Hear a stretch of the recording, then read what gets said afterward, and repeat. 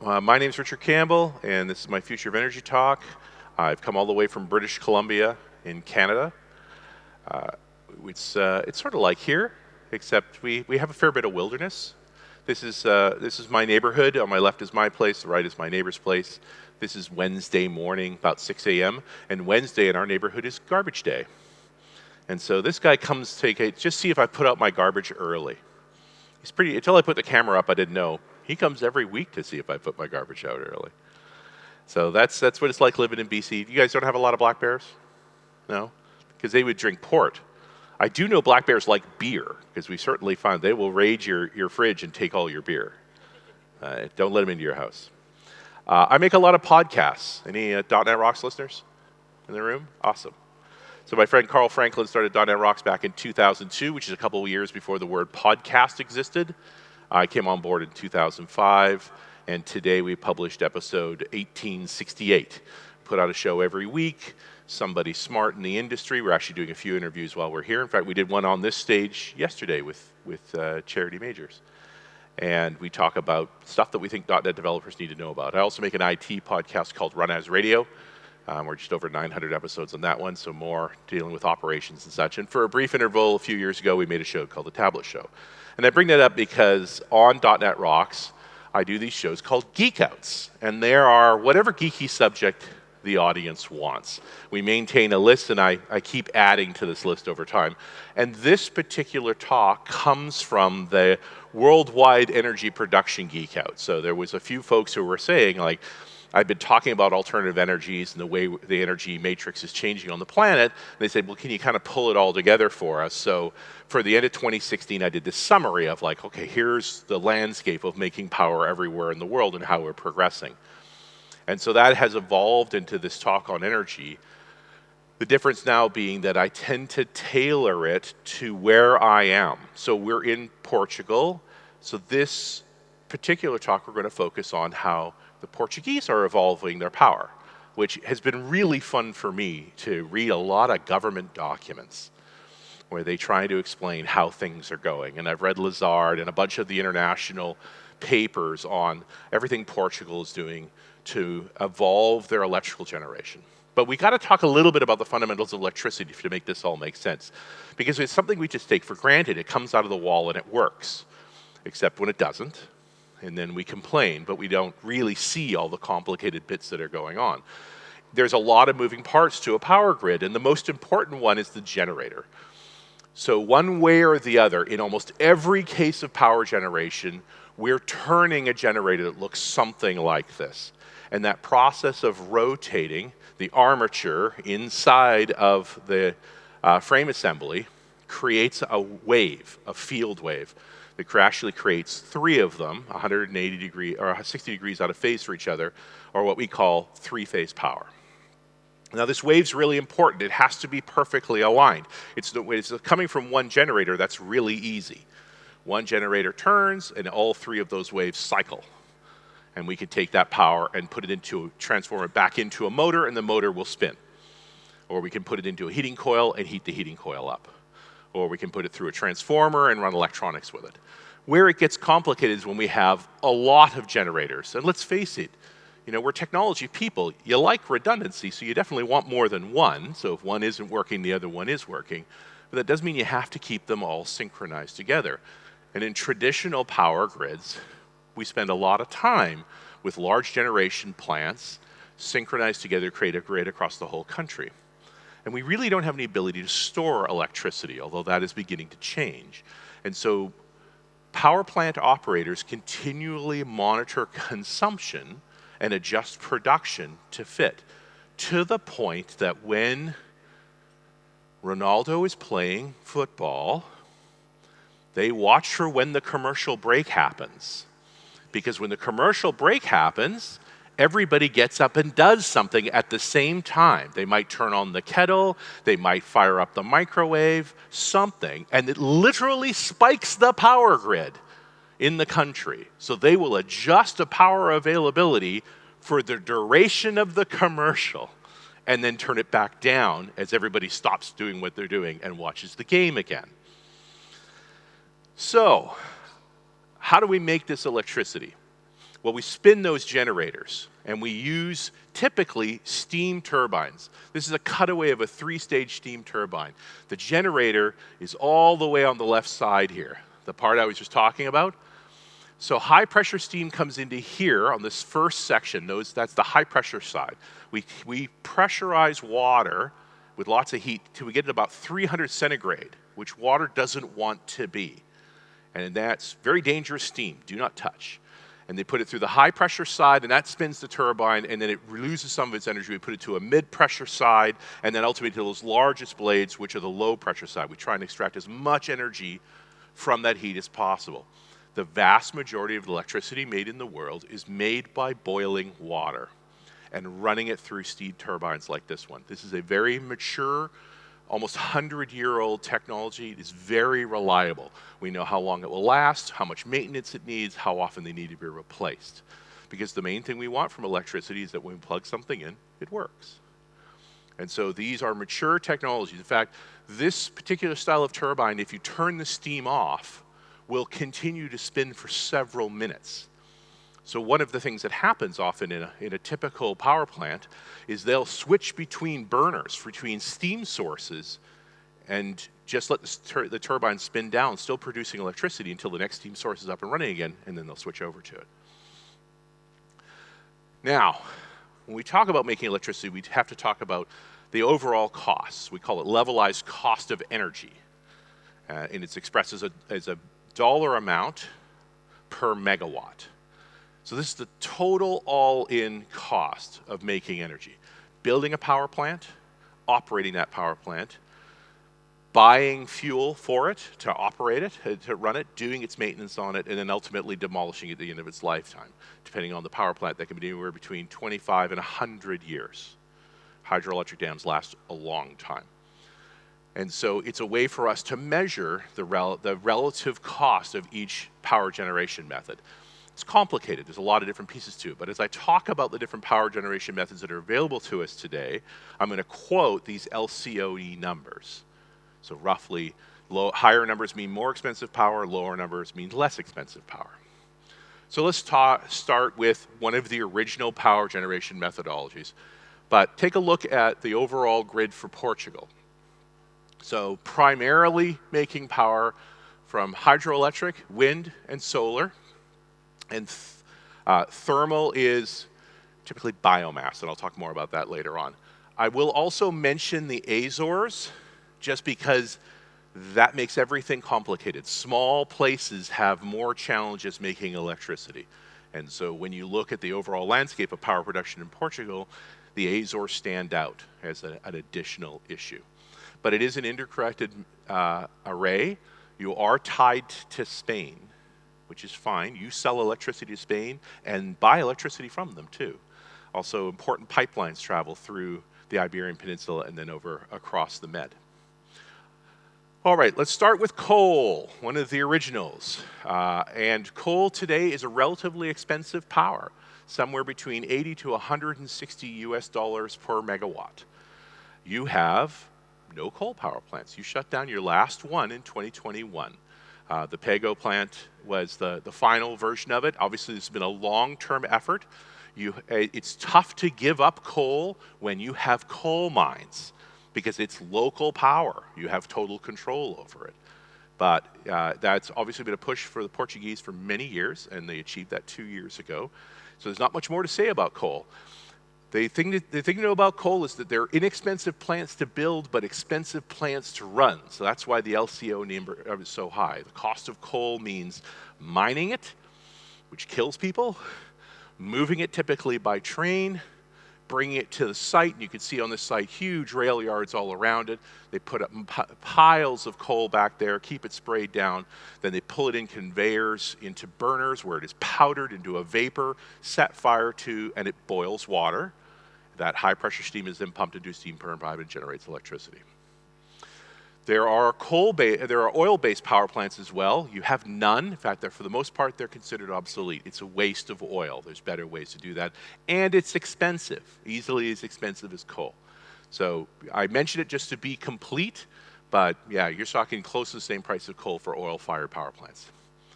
Natural gas power plants are the current popular way to use petrochemicals to generate electricity. Natural gas is relatively inexpensive, and these combined cycle natural gas power plants are very efficient compared to any of the others. They can be built smaller, they can be started faster and shut down faster. What you're looking at here on the right side, this is the air box. So that filters the air coming into here, which is the primary turbine burner. So that is very much like a jet engine. So they pull a lot of air through it, they inject natural gas into it, they set fire to that natural gas, it burns at high pressure and temperature, and it spins a turbine, which then generates electricity. The heat that comes out of that engine is then pumped into a boiler to boil water and then run a steam turbine as well, hence the name combined cycle. Pound for pound, for the size of the plant, it generates more energy for the lowest carbon dioxide emissions for any of the petrochemical-based power plants, which is why you keep them around. And Portugal uses natural gas extensively. It's about 1/3 of your overall power production. Now, you don't produce natural gas. So you primarily buy it from two sources. You buy it from Algeria, where it is moved through a pipeline called the Maghreb-Europe pipeline through Spain here. And then you also buy liquefied natural gas from Nigeria, where it's moved by ship to Sines, which is not far from here, and is gasified and put back into the pipelines. We are all trying to get to zero carbon. We've made lots of promises. These power plants persist for a reason. They are inexpensive to run. Gas is cheap. Even with the madness going on with Russia, gas is still very cheap. Where we were talking about coal power plants running $80 to $160 per megawatt LCOE, gas plants are around $40, like half the price. And so they're efficient and they're cost effective. Portugal does not consume any Russian gas, never has. But when Russian gas went offline to the Western world, that drove the overall price of gas up everywhere. It is a commodity, so it basically has international pricing. So that, of course, impacted here as well. Biomass power generation is a sort of in situ opportunistic power. So where you have agriculture or resource extraction, like forests, you have waste products that are left behind. If you burn those, boil water, and spin a turbine, you make electricity. It's not incredibly efficient and it's not incredibly cheap, but you often have the material to burn anyway. So it makes up 8% of the power generated in Portugal because you are an agricultural nation. And so you have plenty of biomass to be used, 50 to 150 LCOE. So it's in the same ballpark as natural gas when it's efficient. And it's very opportunistic.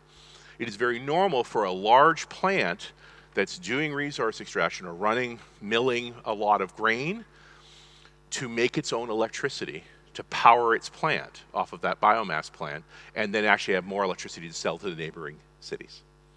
Right? And I hope you're getting a sense that electricity is complicated. There's a lot of parts, and it's complicated for a reason. We're trying to be efficient. So biomass is always a mix of most developed nations because it's a way to deal with waste and to make electricity local to where it's needed. Not a huge amount. Geothermal power. Now, geothermal power is pretty cool. We drill a hole into the ground until the rocks are so hot they will make us steam on demand. We then pump water down to it, it flashes the steam, comes back up another pipe at speed, and we spin a turbine with it. Then you cool that water back down again, and you pump it back down to the rocks. Which begs the question, why don't we do this everywhere? It's zero emissions. It has no carbon output whatsoever. It has no fuel. You just keep pumping water around. And the reason is that drilling holes in the ground is expensive. The deeper the hole you have to drill, the more money it costs. And it can misbehave.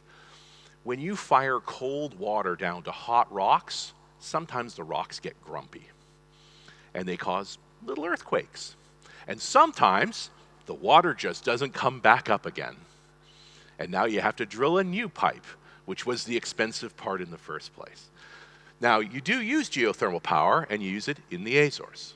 because those are volcanic islands, it's a relatively short distance to very high temperature rocks, only about 2 kilometers. So that's an easy drilling, and about 25% of the power for São Miguel in the Azores comes from geothermal. They tend to be small power plants, but they're very efficient if you can get the right working environment. There is new technology coming in geothermal power. The traditional drilling method is literally a mechanical drill with casements attached to it to make it longer and longer, the same way they extract oil from under the ground. And the deeper you go, the more difficult it gets. The ground gets hotter, and so it's harder on the tools. The pressure increases, so you have to constantly be pumping fluid down onto that pipe to keep it from collapsing. And once the bit wears out, you have to back everything out, replace the bit, and load it all the way back in again. So this kind of deep drilling is really challenging to do.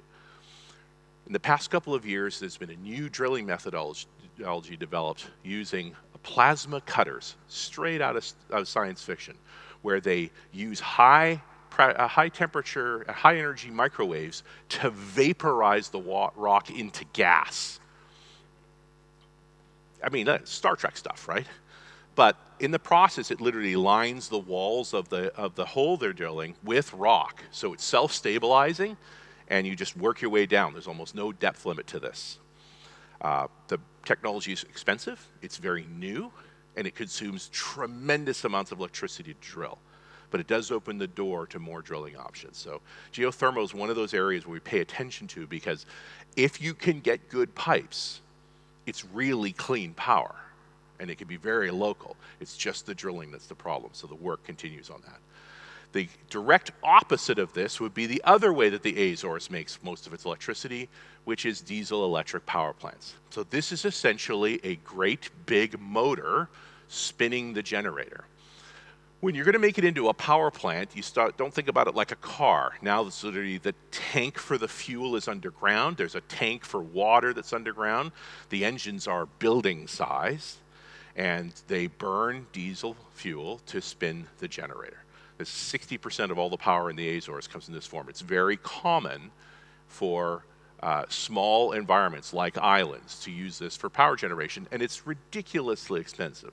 We were talking about natural gas for $40 per megawatt. This is $400 per megawatt. But they also tend to be small, 10, 20 megawatts, no bigger than that, where combined cycles, you're talking about gigawatt sizes, much, much bigger power plants.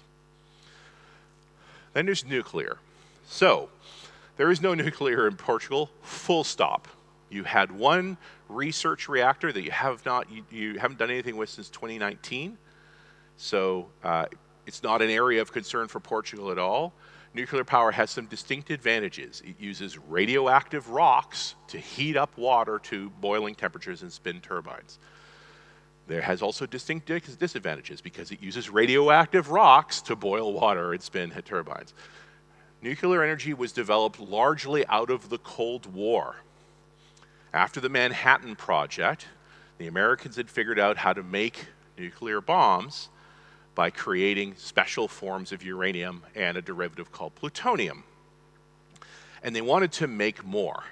And they found if they matured a particular type of nuclear reactor design called the light water reactor, the byproducts of putting uranium into a light water reactor for about a year is that it would produce several kilos of plutonium.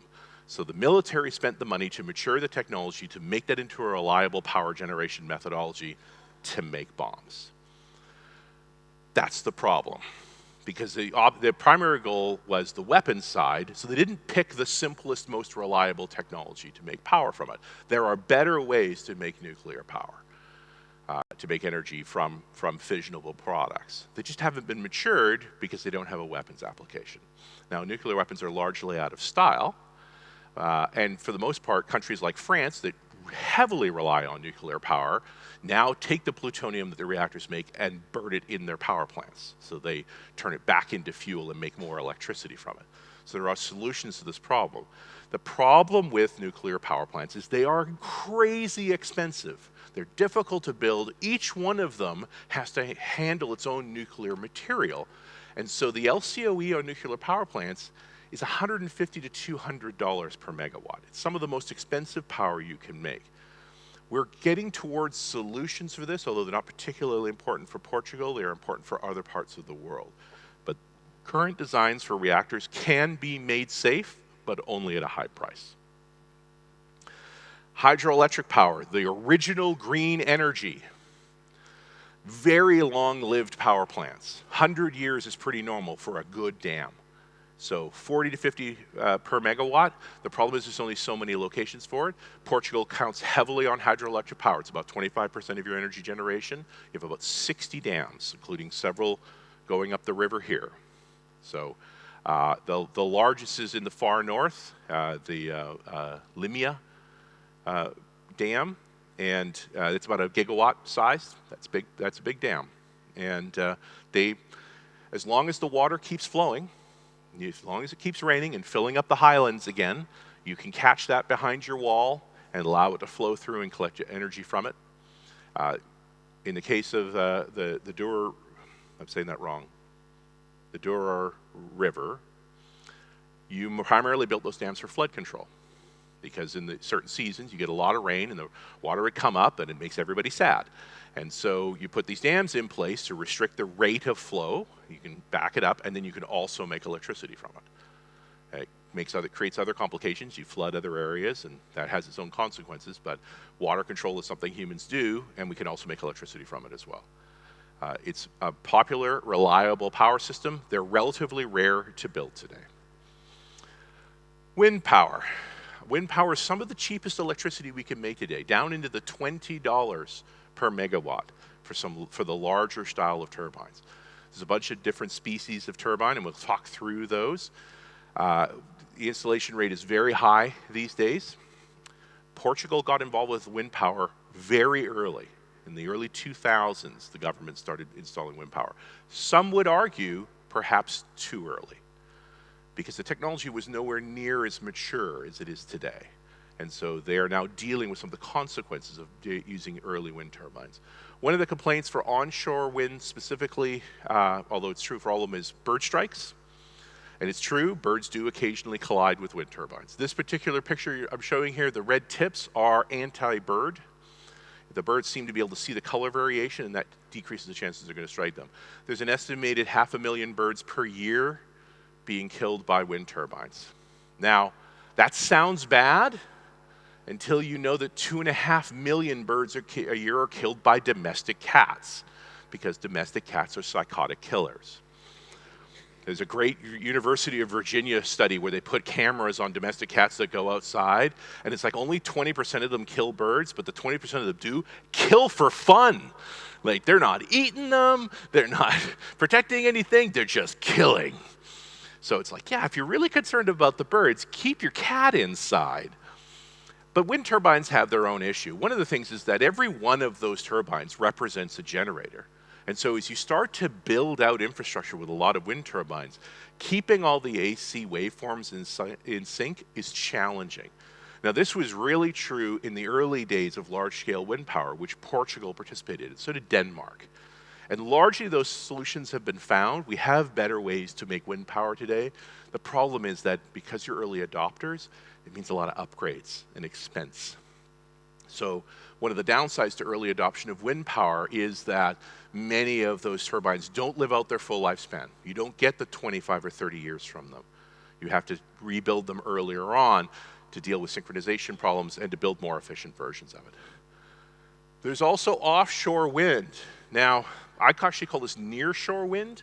This is not common in Portugal because the Atlantic is too deep very quickly. As soon as you get offshore on Portugal, the water gets deep very fast. The nearshore approach actually puts the piling into the bottom, and so it typically works at about 50 meters of water. This is why Denmark got into wind power offshore early on, because they're on a big peninsula that has lots of shallow water around it. They were able to literally build thousands of turbines in less than 50 meters of water, and that's just an option here. That continental shelf drops, and so you can't really dig down that far. That being said, we have newer technology now with floating turbines. So this is directly derived from the oil industry, where they build floating oil platforms, and so they build really large wind turbines. That's probably over 100 meters tall. And the balance to it is about 60 meters underwater. And they could drag it out to deeper water, up to typically about 300 meters of water, and anchor it on the bottom just with chains, cable it back to shore, and generate electricity. One of only 3 deep water wind turbine systems in the world is just offshore in Portugal, about 20 kilometers off sea in the northern parts. It's only 25 megawatts, but it's one of the first test sites for these deeper water turbines. They have a bunch of advantages. They're very large. They generate a lot of electricity per cycle. They're completely out of view. This one, even the test one's 20 kilometers offshore, so you don't see them. And the wind levels with mass that high and that far offshore are very consistent, so they produce a lot of energy. And they're so far pretty inexpensive. Some of the least expensive electricity made anywhere in the world is wind. At that 25 per megawatt LCOE is astonishingly good. I'm going to talk about one weird form of solar power, only because your neighbors to the south use it. This is solar thermal. And we'll talk about solar photovoltaic next. So this is a plant, this is the Noor plant in Morocco. So this uses the sun, but what you have there is a big mast, and that mast is not small. That's a 15-story high mast, surrounded by heliostats, mirrors. Each one of those mirrors has a 2-axis motor on it, and it continuously tracks the wind and the sun and reflects the sun onto the top of that mast. This heats the mast up to the better part of 1,000 degrees centigrade. Pumping through the top of that mast is a molten salt, a fluorine salt, typically a combination of lithium, beryllium, and fluorine. That salt is a liquid from 400 degrees centigrade to 1,500 degrees centigrade, so it can carry a tremendous amount of heat. You pump the salt through the mast, the sun heats that salt up, then you pump it down and flash steam from it to spin steam turbines. The advantage of using the salt is it's so hot that it stays hot overnight. So even after the sun goes down, the power plant continues to run until the next day. And in a place like Morocco, where it's sunny 340 days out of the year, it pretty much means continuous power generation off of solar. Very cool. However, it is expensive. All of those motors on all of those heliostats need maintenance. The mirrors need to be cleaned routinely. And so you're talking $120 to $150 per megawatt compared to 20 for wind. So it's hard to justify it. And it would be interesting, to look at Morocco building this and then perhaps setting cables across here, except for the part that it would be more expensive than just putting solar panels up. Solar has not been huge in Portugal so far, and there's definitely different classes of solar. What you're looking at here is commercial solar. So large tracts of land with fixed solar panels. Often they're put on farmers' fields, so they'll put them about 2 meters up so that the animals can graze underneath them. But the power, this is as cheap as wind. This is $20 per megawatt. It's very inexpensive power at scale. It can also be built gradually. So rather than have to build a large power plant that generates all the power at once before you can turn it on, with these wind farms and solar farms, you can just build a section, just a few turbines, just 1 hectare of solar panels, start making some power, prove that the system works, that your distribution system works well, and then grow it over time if you have the land and the space for it. So that's why these systems become so popular, is they're very expensive ways to generate power. The problem, of course, is they don't work at night. We'll talk about power storage next.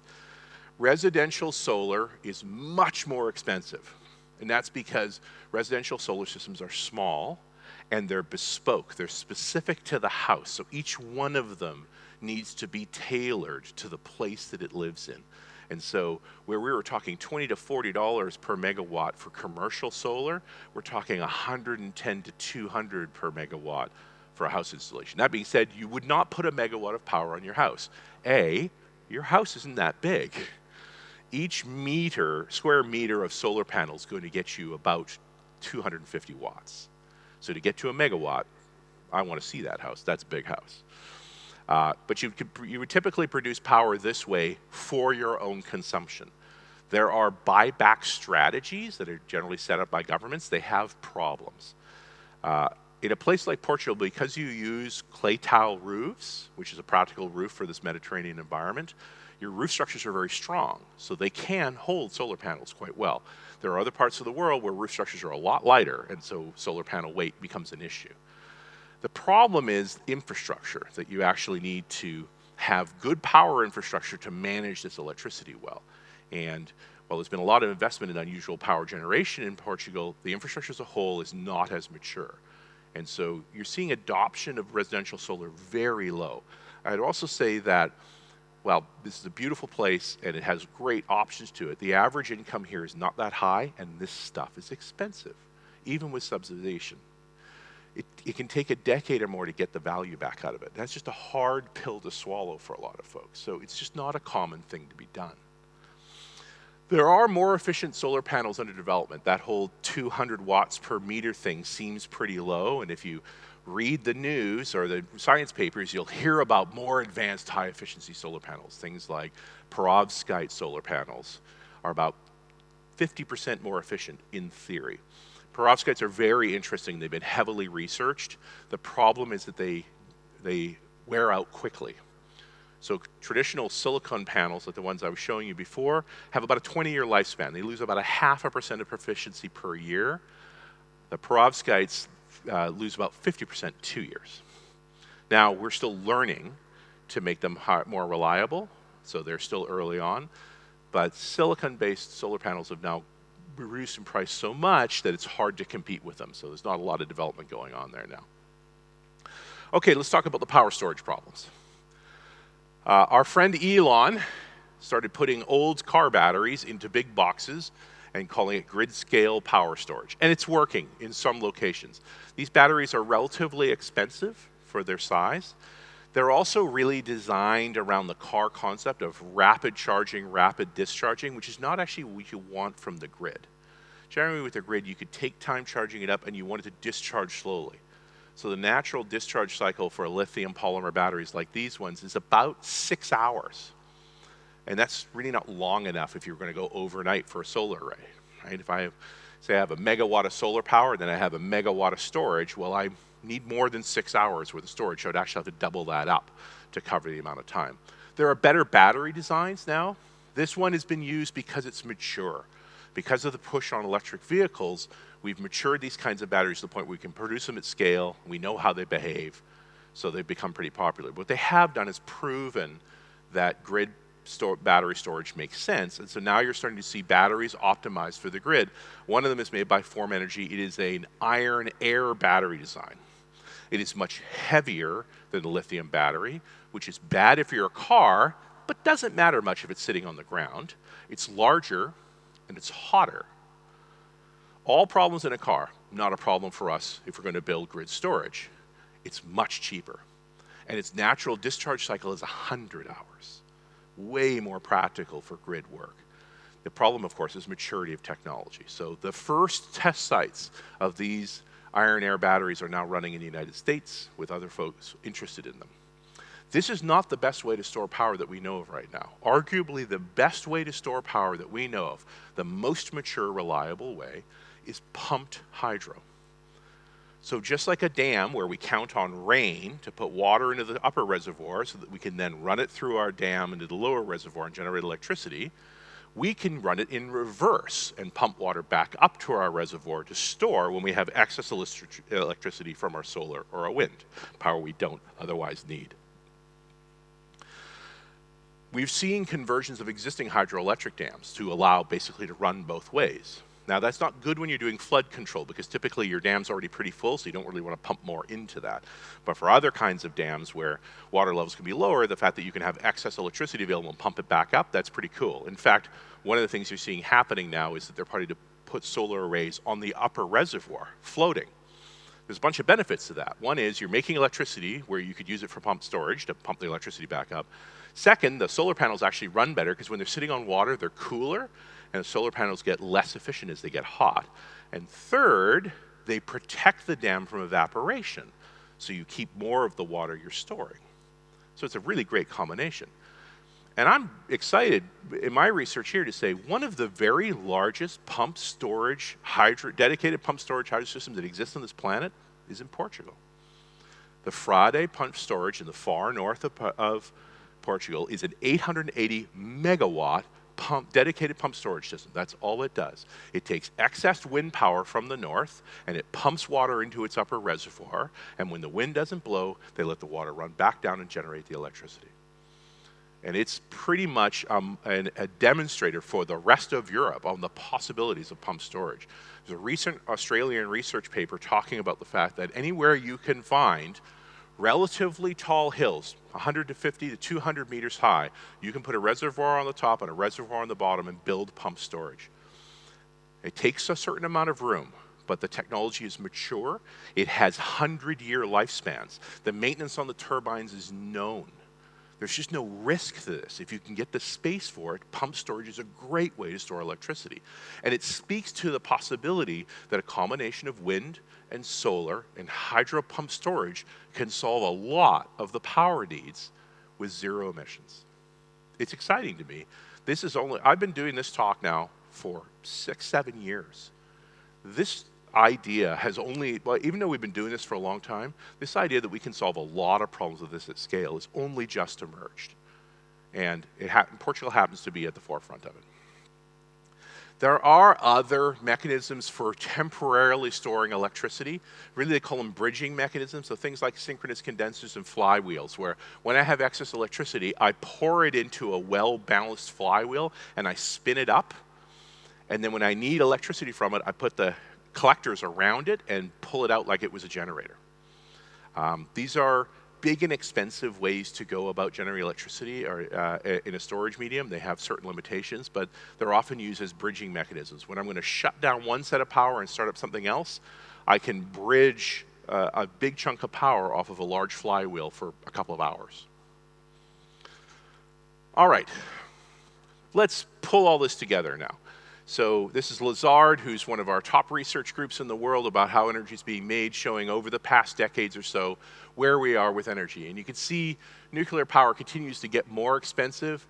Thermal solar, while there's just not a lot of examples of it, it's still pretty pricey as well. Coal's come down a bit, but is now essentially one of the most expensive ways to make electricity. Wind and solar are the ones that have come down to the bottom here and been the least expensive. And natural gas right in the same line.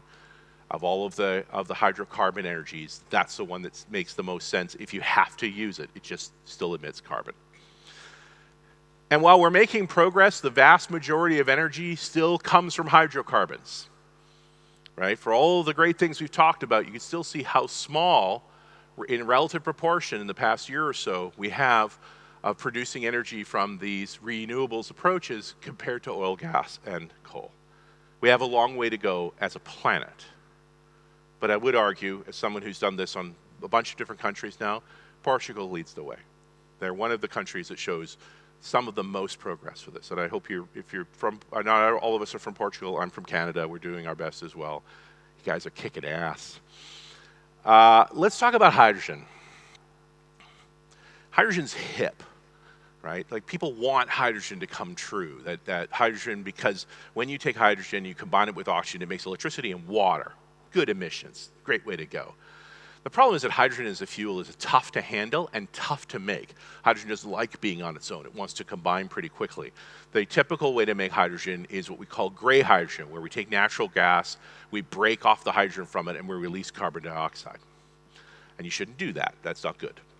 Then there's blue hydrogen, where we'll sequester the carbon dioxide.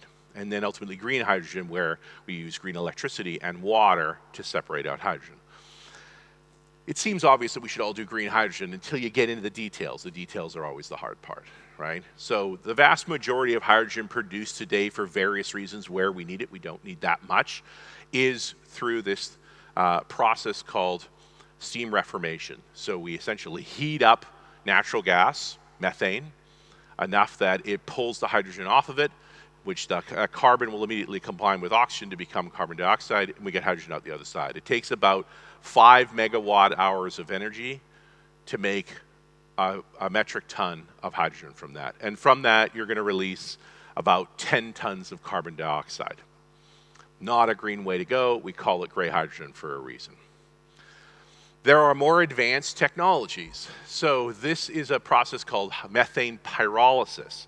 So now we use a liquid catalyst at very high temperatures to take the methane and break it apart. And the carbon is so hot it won't combine with hydrogen, it actually becomes graphite. So you can bury it, you can sell it, but you're not emitting it into the atmosphere.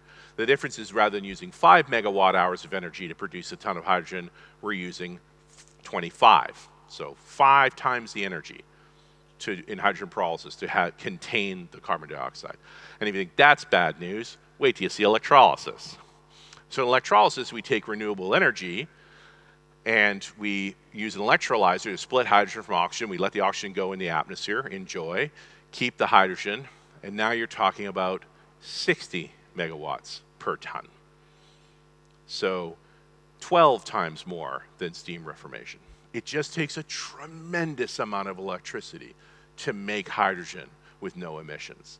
And so it's just not been cost effective. Where meantime we have steam reformation, which is super cheap. So, you know, if you're in the oil business, you can make hydrogen really inexpensively. So if we make a hydrogen market, they've got a good business to have, but they just emit a lot of carbon dioxide doing it. And doing the right thing here is a little more challenging. There is an argument for using excess power, typically with wind turbines, sitting on the ocean already to do electrolysis in the process. So rather than ship that excess power back and use it to pump water, they just make hydrogen when they have extra power, and we pull that power and we use it that way. It's not particularly efficient, but that was wasted electricity anyway. The question then is, can you work with hydrogen? And generally speaking, hydrogen is stunningly difficult to work with. And so rarely can we use it well. It's almost impossible to keep inside of a bottle. It leaks. It's the smallest atom. So it's just tough to keep contained. It's tricky to work with. All right. Let's talk about the modernization of nuclear. These old style power plants are very expensive. Every one of them is bespoke. It's heavily regulated, so it's not very cost effective. What we're getting to these days is a more modular approach to reactors. So rather than a reactor site doing its own fuel handling, which is the dangerous part that needs to be heavily regulated, you have a central facility that processes uranium into cores and assembles a reactor that can be shipped by truck. And then you take that to a site where you put it into water tanks and you generate electricity from it. And typically these reactors run for 2 years with no work need to be done on it. At the end of the 2 years, you take the entire reactor assembly out and back to the reprocessing facility to be made into a new reactor. So what's the advantage here? Well, you're doing no fuel handling at the power production site. So the dangers are much, much lower. You're using modern reactor designs which have very safe failure modes. Even if the reactor does somehow break down, it's small enough that it remains contained. You can still take it out and haul it away rather than wreck the site. Everywhere we've had a nuclear accident, whether you talk about Chernobyl, Fukushima, 3 Mile Island, Windscale in the UK, those damaged reactors are still there to this day. There's no way to clean them up. And so these designs are about the site is never ruined. You can always take the damaged product away and handle it elsewhere so the site can continue to be used. It also means you have a 2-year upgrade cycle. Normally with a nuclear power plant, you have a 40-year runtime, and you rarely do upgrades in those 40 years because it takes a year or 2 to do an upgrade. So you basically run a same reactor design the whole time. That's one of the reasons the Fukushima accident happened. There's actually 6 reactors at Fukushima. 1 through 4 were involved in the accident. 3 was actually turned off. 1, 2, and 4 had meltdowns. They didn't have passive cool down. 5 and 6 did. 5 and 6 were running the day of the tsunami, and when the tsunami happened, they passively cooled down, and they could be turned back on today. They never have been, but they could be. Why did 1, 2, and 4 melt down? Because they were older, and they didn't have the upgrade for passive cool down.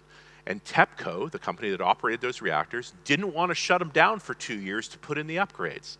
They were only 6 years away from retirement, so they said, we'll be good for 6 years, till they weren't. So modern nukes can work, where they just need to be handled properly and centralize the dangerous parts. So you can imagine a single facility making these reactors, upgrading them and reprocessing fuel, managing multiple reactor sites in different locations. All right, let's talk about fusion, because it's cool. which is only the only real good news I could say. There's been lots of exploration going on there. Over in France, the ITER reactor is slowly progressing to a test article. This is a model of what the ITER will look like. It's an incredibly enormous machine. It's a long way from actually making electricity. We're in a race right now to try and decarbonize our power generation, so it's hard to justify the cost it would take to research this, because it will be zero emission energy when we have a bunch of other zero emission solutions. That being said, we should still continue to do some research on this, and we are making progress. We're making smaller reactor designs with better superconductive magnets to be able to contain the plasma more effectively. We're also using machine learning models to actually simulate and model how to modify the magnets to contain the plasma more effectively. Really are cool things going on in this space. It's still decades away from making electricity. So from the immediate issues we have coming into 2030 and 2050, it's probably not going to play a role. But beyond that, it likely will. Coming down to the last bit of time we have here, I want to talk about how we're using power differently. One of the things that happens as you modernize your grid with this more diverse set of power generation, instead of having a handful of large coal and hydroelectric power plants, you have many more chunks of solar and wind turbines, maybe a few geothermal plants, these smaller even natural gas plants. The power comes from a lot more different locations. And so we need smarter grids. We need that internet technology that all of us take for granted. We're used to peer-to-peer. The power industry is not. They really struggle with the idea of how we switch power from multiple sources and manage it. So that technology is still emerging.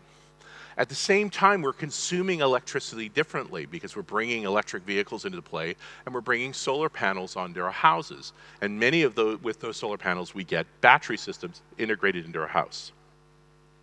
So the idea here is that typically with solar panels on your roof, you're making electricity when you don't need it, during the day when you're at work. And granted, if you're working from home, awesome, at least it offsets the AC. But you'll have excess power you can now put in batteries at your house, and in the evening, use those batteries for power rather than depending on the grid. And so you can get to a place with a combination of solar and battery where you depend on the grid relatively rarely, more in the winter than in the summer. And so that decreases the stress on the grid, which means maybe they can turn a couple of those polluting power plants off. Things get better. The push then is to use more electrically based appliances in our homes as well. Then you've certainly seen all the news around heat pumps. Modern heat pumps are far more efficient than the earlier technologies. They count on heat differentials. There's lots of different versions of heat pumps. The typical one that they're trying to sell us today is an air-based heat pump. So we're counting on air temperature being either higher or lower than our room temperature so that we can precondition our air with that. And then we need less heat or less cooling to get to the temperatures we want in our house.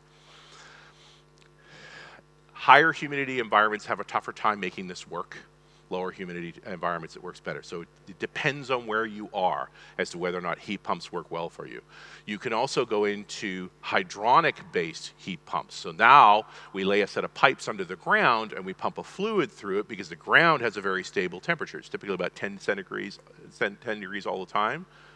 So if it's freezing out, you get free 10 degrees that you can start preheating your house with and then add some more heat. And in the summertime, when it's really hot, that 10 degrees is pretty nice for cooling down the house for less energy. So that's why the push on heat pumps. Often you'll see good tax credits for this. Read the fine print carefully. Assess your house for it. The correct answer is always, it depends. Works for software too. Same for things like inductive stoves. These are very efficient electrical stoves as opposed to radiant stoves. They use magnets to vibrate the metal in the pan. And so you have the least amount of energy emitted into the room compared to the amount of energy emitted into the pan. They are more expensive, full stop. But they'll save you energy net in the long run. And then there's the electric car. So far these cars are still pretty expensive.